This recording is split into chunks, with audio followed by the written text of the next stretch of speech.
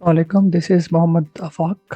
और आज हम ANF एक्ट के बारे में बात करेंगे, जिसका टेस्ट हमारे पास 16 को इस्लामाबाद में कंडक्ट होगा, 16 सितंबर को।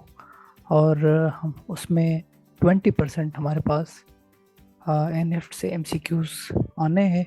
और होपफुली हम जैसे ये एक्ट कंप्लीट कर लेंगे, उम्मीद है आप लोगों की क्वेरीज सॉल्व हो जाएंगी।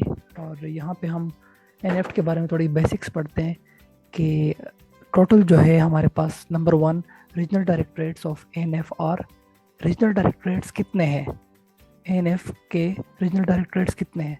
तो हमारे पास टोटल उसके 5 रीजनल डायरेक्टरेट्स है। तो ये आपका करेक्ट आंसर होगा। तो अगर आपसे कोई पूछे कि regional directorates of ANF are, तो आप बताएंगे टोटल 5 है। अब बारी आती है हेडक्वार्टर की। Headquarter of ANF is located where? ANF का जो हेडक्वार्टर है वो कहाँ पे हमारे पास वाक़या है? तो आपने इसमें क्या जवाब देना है? आपने इसमें रावलपिंडी लिख देना है। ठीक है, तो हेडक्वार्टर इसका रावलपिंडी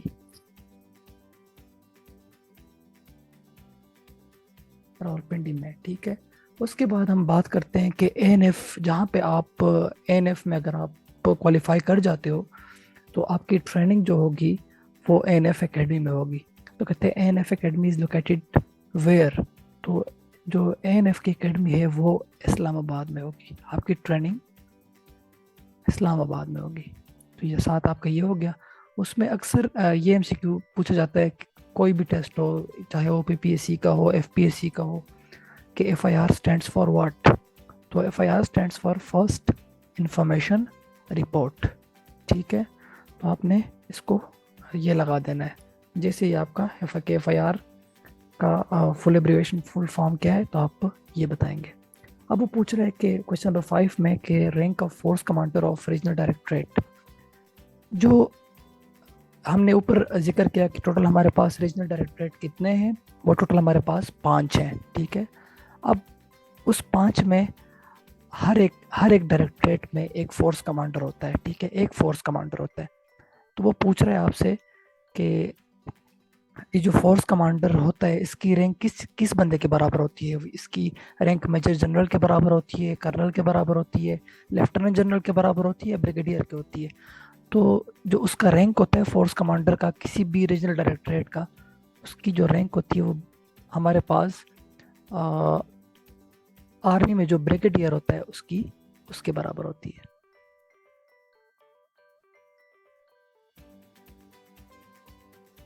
दूसरी चीज़ हमारे पास आती है कि CNS किसे कहते हैं? CNS, ये मोस्टली आप कोई भी NF का FPSC टेस्ट उठाएंगे तो उसमें आपको ये ज़रूर मिलेगा कि CNS होता क्या है। ठीक है, CNS हमारे पास कंट्रोल ऑफ नारकोटिक सब्सटेंसेस। ठीक है, CNS stands for what? Control of narcotic substances.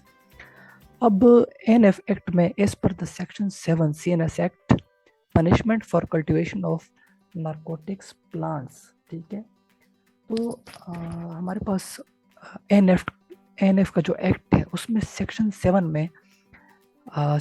में जो पनिशमेंट लिखी हुई है for cultivation of narcotics plant, कोई भी ऐसा पौधा हम लगाएं जिसमें किसी भी तंबाकू वगैरह का यूज़ हो या वो हमें तंबाकू देता हो तो उसकी प्रोडक्शन हो, तो कहते हैं कि under section 7 CNS act punishment क्या होगी अगर हम किसी भी प्लांट को मतलब किसी भी सीड्स को उगाएंगे। ठीक है, तो उससे पनिशमेंट कितनी होगी?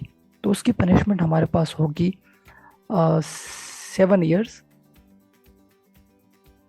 ठीक है, 7 ईयर्स जेल होगा या फिर फाइन होगा। तो 7 ईयर, या तो आप 7 ईयर्स आप इम्प्रिजनमेंट में रहेंगे या फिर आप पे फाइन इम्पोज किया जाएगा। क्वेश्चन नंबर 8 पे आए, प्रोहिबिशन ऑन एडिंग, अबेटमेंट और association in narcotics offences is given in CNS act under. ठीक है, तो इसमें आपसे ये पूछ रहे हैं कि कोई भी चीज़ वो जो NF एक्ट के ज़रिए आपको मना किया जाता है कि आप नहीं करेंगे। ठीक है, या आप कोई भी एसोसिएशन रखेंगे नारकोटिक्स ऑफेंसेस में, कोई भी मतलब मंशियात से आप जुड़े रहेंगे, एसोसिएशन बनाएंगे या किसी के साथ किसी भी ऑफेंस में आप पकड़े जाएंगे, तो उसमें आपको कौन से सेक्शन के ज़रिए डील किया जाएगा, तो उसकी सज़ा वगैरह हमारे पास, उसकी जो सज़ा होगी वो सेक्शन 14 में मैंशन है। ठीक है, तो आप सेक्शन 14 पे क्लिक करेंगे। अंडर सेक्शन 40, और जो उसका सेक्शन 40 है, CNS assets of a person convicted abroad में B fortified in Pakistan.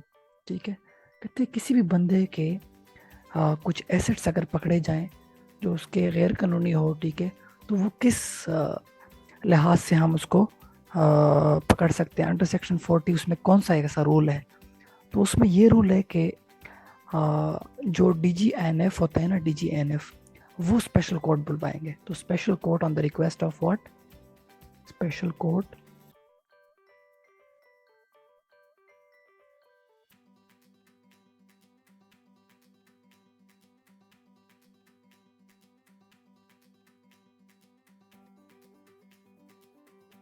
On the request of DG। ठीक है, तो आपका ये यहाँ से क्लियर हो जाएगा। Under section 9B of CNS act deals with punishment if the quantity of drug recover is. अब अगर आप पे सेक्शन 9B लग जाता है, तो आप, उसका मतलब क्या है कि आपसे कितनी, उन लोगों ने कितने ड्रग्स आपसे पकड़े, तो उस MCQ का जवाब होगा 100।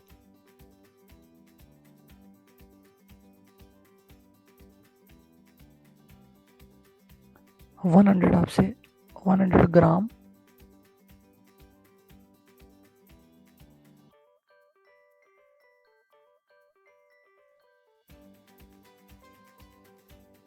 या उससे कम। ठीक है, तो इसका जवाब है, अगर सेक्शन 9B आप पे लग जाता है तो उसकी पनिशमेंट क्या, मतलब क्यों होगी, किस वजह से होगी कि आपसे उन लोगों ने 100 ग्राम या उससे कम आपसे ड्रग्स जो है ना बरामद क्या होगा। ठीक है, अब बेसिक MCQ पे आते हैं। ये भी अक्सर पूछते हैं वो लोग टेस्टों में कि हमारे पास मिनिस्टर कौन है नारकोटिक्स का, करंट मिनिस्टर हमारे पास शाहज़ैन बुगटी साहब हैं। ठीक है, जो बिलोंग करते हैं बलूचिस्तान से। इनके वालिद साहब का नाम अकबर बुगटी साहब है। ठीक है, तो ये उनके बेटे उस मिनिस्ट्री को चलाते हैं। हमारे पास इससे पहले मिनिस्टर कौन थे, तो इससे पहले नारकोटिक्स कंट्रोल को शहरियार आफरीदी हेड कर रहे थे।